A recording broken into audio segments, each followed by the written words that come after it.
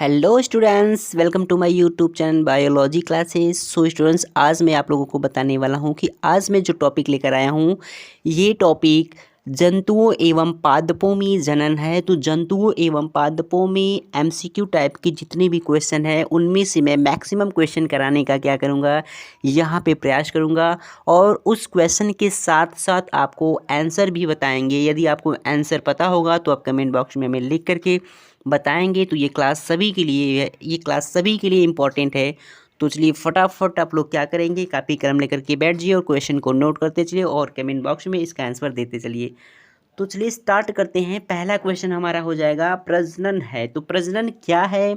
संतति उत्पन्न करने की जैविक प्रक्रिया है कि संतति उत्पन्न करने की अजैविक प्रक्रिया है कि वयस्क उत्पन्न करने की जैविक प्रक्रिया है या उपयुक्त में से कोई नहीं।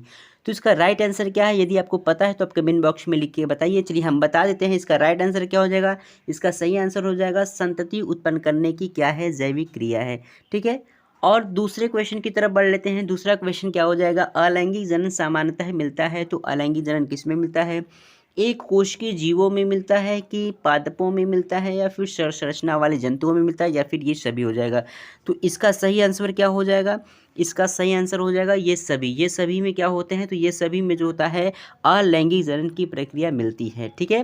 बात कर लेते हैं इसके तीसरे क्वेश्चन की। तो तीसरा क्वेश्चन क्या है, निम्न में से किस प्रकार के जनन में केवल एक ही जनक पाया जाता है? तो जनक का मतलब आप जानते हैं, चाहे वो मेल हो चाहे फीमेल हो। तो ऐसा कौन सा इसमें होता है जनन जो एक ही जनक होता है, वो लैंगिक जनन में होता है कि अलैंगिक जनन में होता है या फिर ए एवं बी दोनों में होता है? इनमें से कोई नहीं। तो इसका सही आंसर हो जाएगा, क्या हो जाएगा इसका सही आंसर? अलैंगिक जनन। तो अलैंगिक जनन में सिर्फ एक ही जनक क्या करते हैं, भाग लेते हैं। बात करते हैं क्वेश्चन नंबर 4 की तरफ।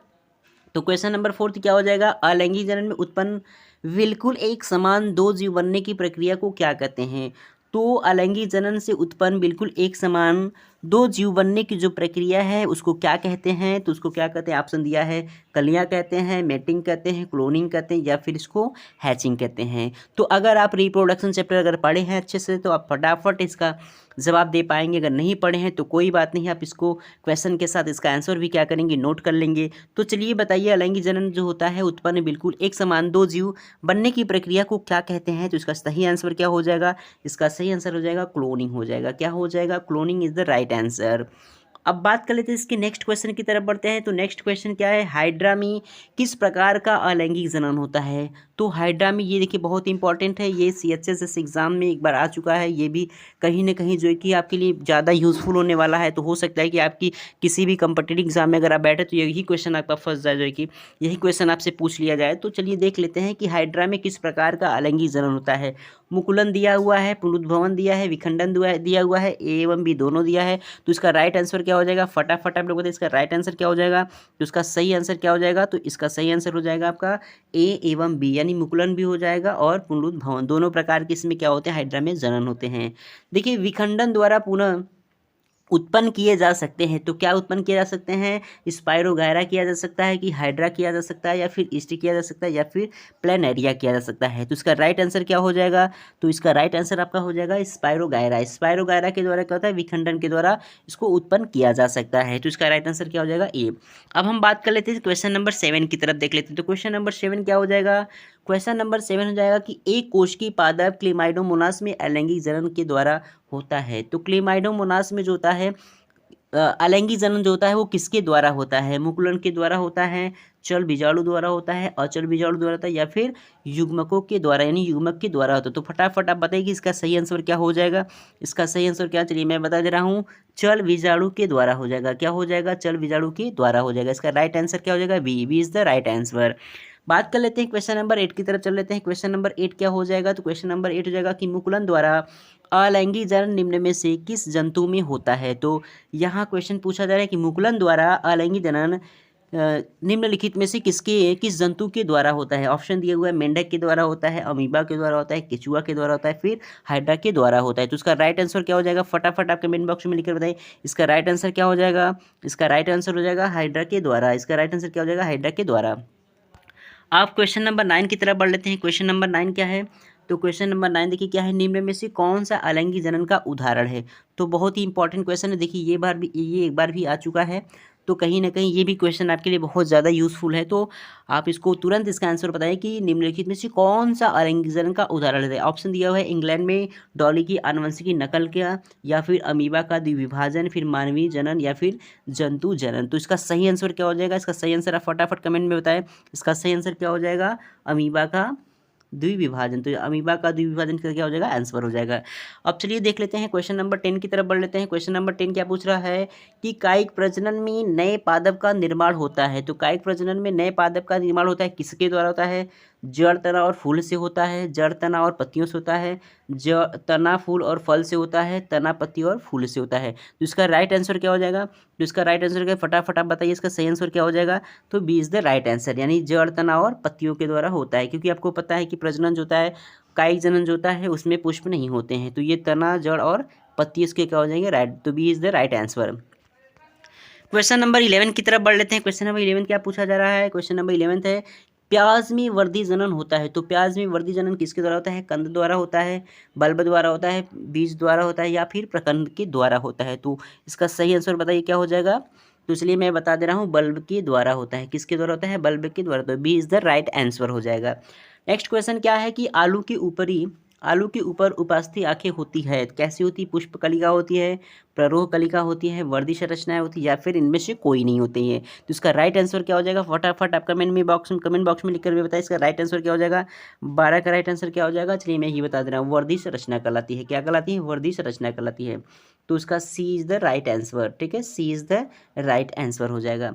बात कर लेते हैं इसके नेक्स्ट क्वेश्चन की। तो नेक्स्ट क्वेश्चन क्या पूछा जा रहा है? वर्दी प्रजनन क्षमता पादप के किस अंग में पाई जाती है? तो वर्धी प्रजनन पादप की जो क्षमता है किस अंग में पाई जाती है? प्रकंद में पाया जाता है, कंद में पाया जाता है, या ट्यूबर में, फिर ये सभी में पाया जाता है। तो इसका राइट आंसर क्या हो जाएगा? तो इसका राइट आंसर क्या हो जाएगा? उपयुक्त सभी, यानी D is the right answer हो जाएगा। ठीक है, नेक्स्ट क्वेश्चन की तरफ बढ़ लेते हैं। तो इसका नेक्स्ट क्वेश्चन क्या हो जाएगा?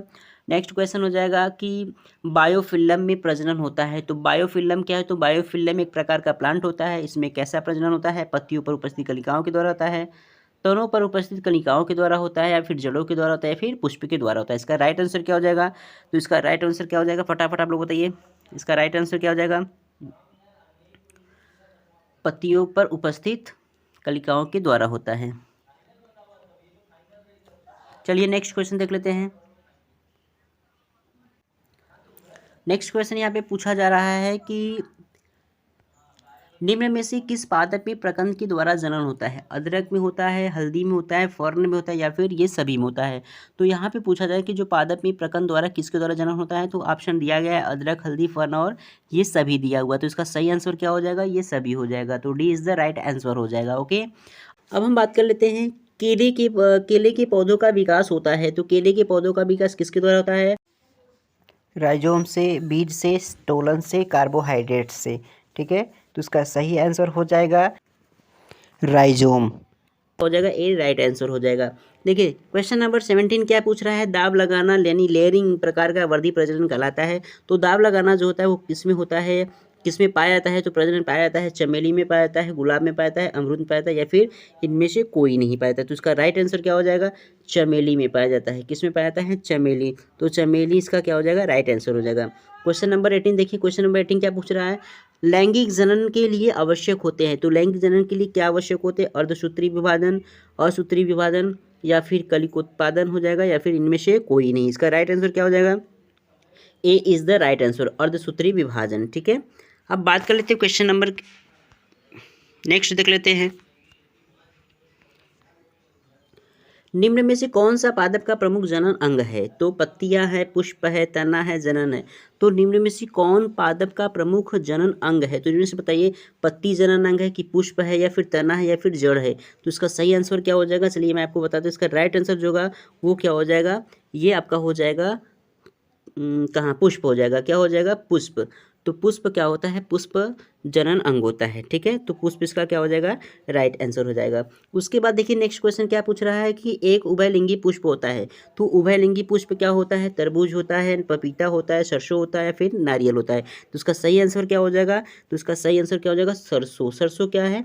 ये आपके उभयलिंगी पुष्प होते हैं। ठीक है, क्वेश्चन नंबर 21 देखिए, किसी पादप में जनन अंग है तो क्या है? वर्तिका है, वर्तिकाग्र है, अंडाशय या फिर ये सभी है। तो किसी पादप में जो जनन अंग होते हैं वो क्या होते हैं, तो ये जो हो जाएगा D is the right answer हो जाएगा, ये सभी हो जाएगा, क्योंकि वर्तिका भी है, वर्तिकाग्र और अंडाशय ये सब के सब क्या है, जनन अंग होते हैं। ठीक है, क्वेश्चन नंबर आगे की तरफ देख लेते हैं। क्वेश्चन नंबर अगला क्या है, क्वेश्चन नंबर है कि मादा पुष्प के किस भाग में निषेचन होता है। बहुत ही अच्छा क्वेश्चन है, पूछा गया है कि अंडाशय में होता है कि रेशा में होता है कि वर्तिका में, वर्तिकाग्र में होता है। मतलब मादा में जो पुष्प, मादा पुष्प के किस भाग में फर्टिलाइजेशन होता है, निषेचन क्या होता है। तो इसका आंसर अगर आपको पता है तो आप कमेंट बॉक्स में लिख करके, ये बहुत ही इंपॉर्टेंट है। तो चलिए मैं बता रहा हूँ इसका आंसर क्या हो जाएगा। तो चलिए अगर आपको पता है तो पहले आप बता दीजिए इसका सही आंसर क्या हो जाएगा। तो इसका सही आंसर जो हो जाएगा ये आपका हो जाएगा अंडाशय में। अंडाशय में क्या होता है, तो अंडाशय में निषेचन की क्रिया होती है। अब देखिए क्वेश्चन नंबर 23 क्या है, अंडक के निचले हिस्से के फूले हुए भाग को कहा जाता है। तो अंडक के निचले हुए फूले हुए भाग को क्या कहा जाता है, स्टाइल कहा जाता है, बीजांड कहा जाता है, वर्तिकाग्र कहलाता है या फिर अंडाशय कहलाता है। तो इसका सही आंसर क्या हो जाएगा, अंडाशय कहलाता है। क्या कहलाता है, अंडाशय इसका राइट आंसर है, D is the right answer. अगला क्वेश्चन क्या है कि पुंकेसर के भाग होते हैं। तो पुंकेसर के भाग कौन से होते हैं, तो पुंकेसर के जो भाग होते हैं पराकोष और वर्तिका होते हैं, या पराकोष और अंडाशय होते हैं, या पराकोष और पुतंतु होते हैं, या फिर पराकोष और वर्तिकाग्र होते हैं। तो इसका C is the right answer, C is the क्या हो जाएगा, राइट आंसर। इसका राइट आंसर क्या हो जाएगा, सी, पराकोष और पुतंतु होते हैं। ठीक है, नेक्स्ट क्वेश्चन क्या है कि एक पुष्प के स्त्रीकेसर के मध्य को कहते हैं। तो एक पुष्प के स्त्रीकेसर के मध्य को क्या कहते हैं, वर्तिकाग्र कहते हैं, वर्तिका कहते हैं, अंडाशय कहते हैं, फिर बीजांड कहते हैं। तो इसका सही आंसर क्या हो जाएगा, इसका सही आंसर हो जाएगा आपका, क्या हो जाएगा इसका सही आंसर बताइए फटाफट से लोग, क्या हो जाएगा, वर्तिका कहते हैं। क्या हो जाएगा इसका सही answer, Vartika, B is the right answer, Vartika इसका राइट आंसर हो जाएगा। ठीक है, अब क्वेश्चन नंबर 26 देख लेते हैं। पुष्पों के वे भाग जो नर और मादा जनन कोशिकाएं उत्पन्न करते हैं उन्हें क्या कहते हैं, पुंकेसर और पराकोष कहते हैं, तंतु और वर्तिकाग्र कहते हैं, पराकोष और अंडाशय कहते हैं, पुंकेसर और वर्तिकाग्र कहते हैं। तो इसका सही आंसर क्या होगा, फटाफट आप कमेंट बॉक्स में लिखकर बताइए। इसका सही आंसर क्या हो जाएगा, पराकोष और अंडाशय इसका राइट आंसर हो जाएगा। क्या हो जाएगा, पराकोष और अंडाशय इज द राइट आंसर हो जाएगा। चलिए क्वेश्चन नंबर 27 देख लेते हैं। क्वेश्चन नंबर 27 क्या है, पुष्प में लैंगिक जनन की घटना निम्नलिखित में से कौन सा क्रम है। तो पुष्प में पहले परागकण निषेचन बीज भ्रूण होता है कि बीज भ्रूण निषेचन परागकण होता है, परागकण निषेचन भ्रूण बीज होता है, या फिर भ्रूण बीज परागकण निषेचन होता है। देखिए अगर आप पुष्पी पादपों में लैंगिक जनन यानी पादपों में जनन और जंतुओं में जनन, अगर आप इन दोनों चैप्टर को अच्छे से पढ़ोगे, नहीं एक चैप्टर को अच्छी तरह से आप पढ़े होंगे तभी आप इसका आंसर सही से दे पाएंगे। ठीक है, तो सबसे पहले अगर आप नहीं देखे हैं तो अच्छे से इसको पढ़ लीजिए, उसके बाद टेस्ट फटाफट देना तरह। तो चलिए देख लेते हैं कि इसका सही आंसर क्या हो जाएगा। इसका सही आंसर हो जाएगा परागण निषेचन भ्रूण बीज। तो पहले परागण होता है, फिर निषेचन होता है, फिर भ्रूण बनता है, फिर जाकर के बीज का क्या होता है, निर्माण होता है। चलिए अगला प्रश्न देख लेते हैं। एक ही पौधे के एक पुष्प की परागकोश से परागकण उसी पौधे के दूसरे पुष्प के वर्तिकाग्र पर स्थानांतरित कहलाता है। स्वपरागण कहलाता है यानी स्वयुग्मक कहलाता है, समजाति पुष्पी परागण कहलाता है, परपरागण, या फिर इनमें से कोई नहीं। तो इसका सही आंसर क्या हो जाएगा, तो इसका सही आंसर हो जाएगा आपका सजाति पुष्पी परागण। ठीक है, क्या हो जाएगा, सजात पुष्पी परागण इसका क्या हो जाएगा, इसका राइट आंसर हो जाएगा। ठीक है, चलिए क्वेश्चन नंबर 29 देख लेते हैं। स्वपरागण के लिए आवश्यक होते हैं, द्विलिंगिता होते हैं, समकाल पक्वता कहते हैं, ए एवं बी दोनों होते हैं, इनमें से कोई नहीं होता है। तो इसका सही आंसर क्या हो जाएगा, ए एवं बी द राइट आंसर, यानी सी इज द राइट आंसर हो जाएगा। क्वेश्चन नंबर देखिए 30वां क्या है, तो 30 क्वेश्चन नंबर हो जाएगा, गेहूँ जौ मक्का आदि में परागण किस प्रकार का होता है। तो ऑप्शन दिया है जंतु परागण द्वारा, वायु परागण द्वारा, जल परागण द्वारा और कीट परागण द्वारा। तो इसका अगर आपको आंसर पता है तो आप कमेंट बॉक्स में हमें लिख करके बताएं कि गेहूं जौ मक्का आदि में परागण जो होता है वो किस प्रकार का होता है। तो चलिए मैं बता देता हूँ, वायु परागण बीज से राइट आंसर हो जाएगा। ठीक है, तो ये 30 क्वेश्चन का आंसर लेकर आया था, तो आप इसको फटाफट लिख करके तैयार कर लीजिए।